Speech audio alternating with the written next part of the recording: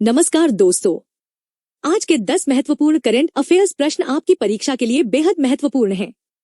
इस वीडियो में global AI governance, Bharat Japan under water sensing network और इसरो एसए के संयुक्त मिशन से जुड़े महत्वपूर्ण प्रश्न शामिल हैं।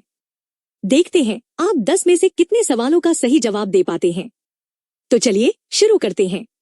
पहला सवाल, आर्टिफिशियल इंटेलिजेंस से जुड़ा यह महत्वपूर्ण सवाल ध्यान से सुनिए। ग्लोबल एआई गवर्नेंस समिट में भारत द्वारा प्रस्तावित मानव केंद्रित एआई मानक का मुख्य उद्देश्य क्या है? ए, एआई एल्गोरिदम की गति बढ़ाना। बी, एआई के विकास में मानवीय नैतिकता और गोपनीयता को प्राथमिकता देना। सी, एआई हार्डवेयर का बड़े पैमाने पर उत्पादन। डी, एआई संचालित सैन्य हथियारों को बढ़ावा देना। सोचिए सही जवाब।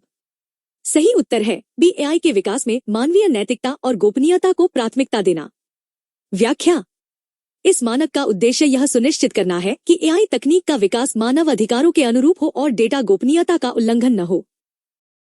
दूसरा सवाल, भारत और जापान के सहयोग से जुड़ा यह महत्वपूर्ण सवाल ध्यान से सुनिए। भारत और जापान द्वारा प्रस्तावित अंडरवाटर सेंसिंग नेटवर्क का प्राथमिक रणनीतिक उद्देश्य क्या है?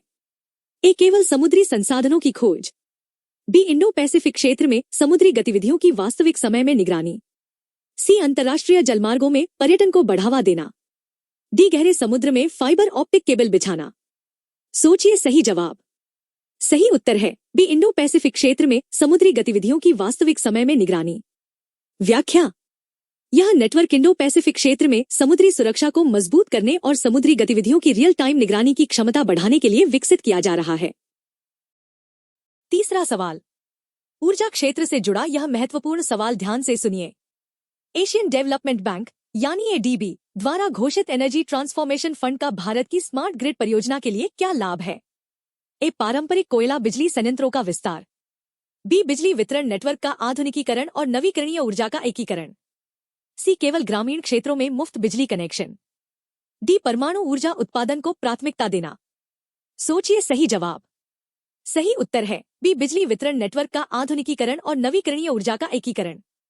व्याख्या, यह फंड भारत को पुराने बिजली ग्रिड को आधुनिक स्मार्ट ग्रिड में बदलने तथा सौर और पवन ऊर्जा को बिजली नेटवर्क से जोड़ने में सहायता करेगा। चौथा सवाल, विज्ञान और स्वास्थ्य से जुड़ा यह महत्वपूर्ण सवाल ध्यान से सुनिए। आईआईटी गुवाहाटी द्वारा विकसित नैनो सेंसर आधारित पोर्टेबल डिवाइस की प्रमुख विशेषता क्या है? ए, यह केवल वातावरण की शुद्धता मापता है। बी, यह शरीर के तरल पदार्थों का विश्लेषण कर शुरुआती चरण में कैंसर का पता लगा सकता है। सी, यह मोबाइल फोन को चार्ज करने में सक्षम है। डी, यह केवल जल प्रदूषण को मापता है। सोचिए सही जवाब।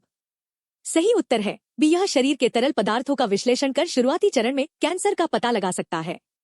व्याख्या, यह पोर्टेबल डिवाइस नैनो टेक्नोलॉजी की मदद से कैंसर मार्करों की शुरुआती पहचान करता है, जिससे समय रहते जांच और उपचार संभव हो सके। पांचवा सवाल, ग्रीन ट्रांसपोर्ट से जुड़ा यह महत्वपूर्ण सवाल ध्यान से सुनिए। कोच्चि शहर को ग्लोबल ग्रीन ट्रांसपोर्ट अवार्ड के लिए क्यों नामित किया गया है? इस शहर में कारों की संख्या कम करने के लिए।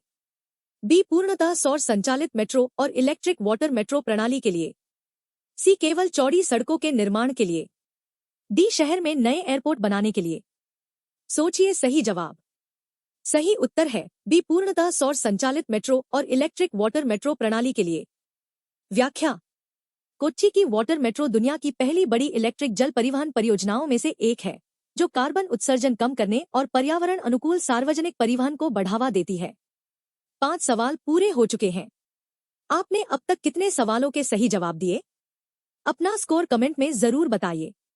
अब बढ़ते हैं अगले सवाल की तरफ। छठा सवाल, अंतरिक्ष विज्ञान से जुड़ा यह महत्वपूर्ण सवाल ध्यान से सुनिए। इसरो यानी ISRO और ESA का ज्वाइंट डी ऑर्बिटिंग मिशन किस समस्या का समाधान करेगा? ए, सौर तूफानों का पूर्वानुमान। बी, अंतरिक्ष में बढ़ते मलबे यानी स्पेस डेब्रिस को हटाकर सुरक्षित कक्षा सुनिश्चित करना। सी, मंगल ग्रह पर बस्ती बसाना। डी, चंद्रमा पर नई लैंडिंग। सोचिए सही जवाब। सही उत्तर है बी, अंतरिक्ष में बढ़ते मलबे यानी स्पेस डेब्रिस को हटाकर सुरक्षित कक्षा सुनिश्चित करना। व्याख्या, अंतरिक्ष में बढ़ते पुराने उपग्रहों और मलबे को हटाने के लिए ISRO और ESA मिलकर नई तकनीक विकसित कर रहे हैं, जिससे भविष्य के अंतरिक्ष मिशन अधिक सुरक्षित बन सकें।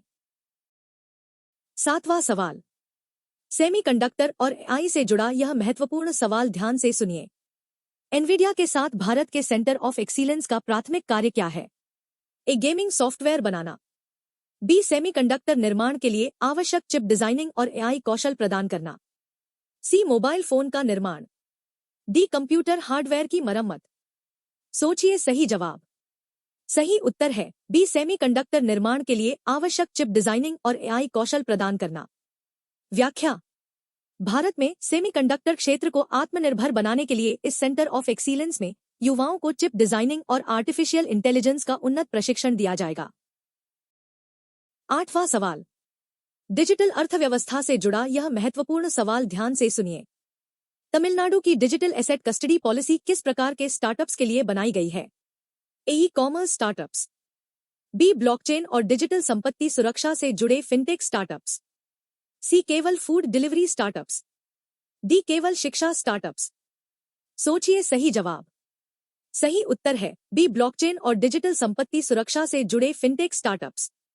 व्याख्या।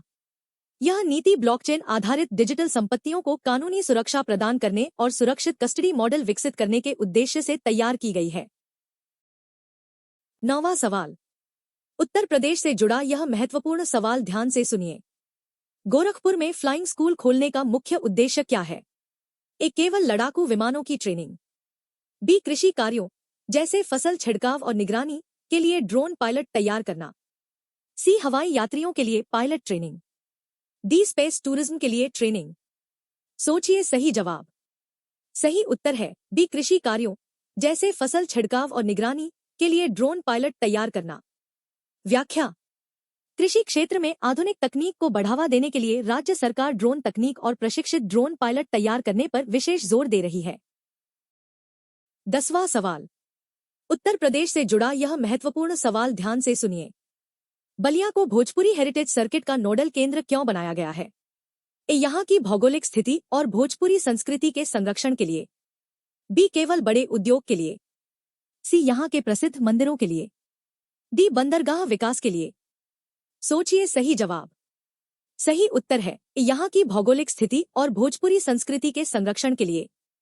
व्याख्या। भोजपुरी भाषा और संस्कृति के प्रमुख केंद्र के रूप में बलिया को विकसित करने, पर्यटन को बढ़ावा देने और क्षेत्र की सांस्कृतिक विरासत को संरक्षित करने के उद्देश्य से इसे भोजपुरी हेरिटेज सर्किट का नोडल केंद्र बनाया गया है। आज के 10 सवाल यहीं पूरे होते हैं। आपका स्कोर 10 में से कितना रहा हमें कमेंट में जरूर बताइए। वीडियो पसंद आया हो तो लाइक करें और चैनल इतिहास और आज को सब्सक्राइब करना न भूलें। सड़क सुरक्षा जीवन रक्षा। जय हिंद।